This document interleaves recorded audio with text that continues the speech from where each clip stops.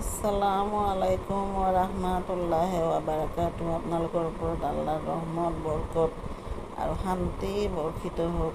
আউযু বিল্লাহি মিনাশ শাইতানিৰ ৰাজিম। বিস্মিল্লাহিৰ ৰাহমানিৰ ৰাহিম। খেদা খোৱা শয়তানৰ প্ৰচলনিৰ পৰা আল্লাহ তুমি আমাক ৰক্ষা কৰা। পৰম কৰুণাময় পৰম দয়ালু আল্লাহ তাআলাৰ নামত আৰম্ভ কৰা। আজি সূৰা আল মাউন, অৰ্থ সাহায্য, সহায়তা।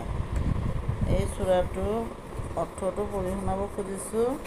এৰাবিকটোতো আপোনালোকে জানেই। আশা কৰোঁ শুনি অশেষ সৱাব অৰ্জন কৰিব পাৰিব। সূৰা নম্বৰ 107, মুঠ আয়াত 7, মক্কাত অৱতীৰ্ণ, মুঠ ৰূকু 1।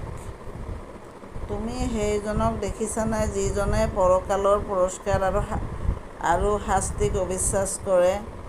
সি সেইজনেই যিজনে অনাথক ৰুৰ বাবে খেদি পঠিয়ায় আৰু দুখীয়া নিছলাক অন্ন দান কৰিবলৈ উৎসাহ নিদিয়ে। ধ্বংস হওক সেইবিধ নামাজী যিবিলাকে নামাজক অৱহেলা কৰে, আনক দেখুৱাবলৈহে সৎ কাম কৰে আৰু গৃহস্থালীৰ প্ৰয়োজনীয় সৰু সুৰা বস্তু বাহিনী ওচৰ চুবুৰীয়াক দি সহায় কৰিবলৈ অস্বীকাৰ কৰে। সমাপ্ত।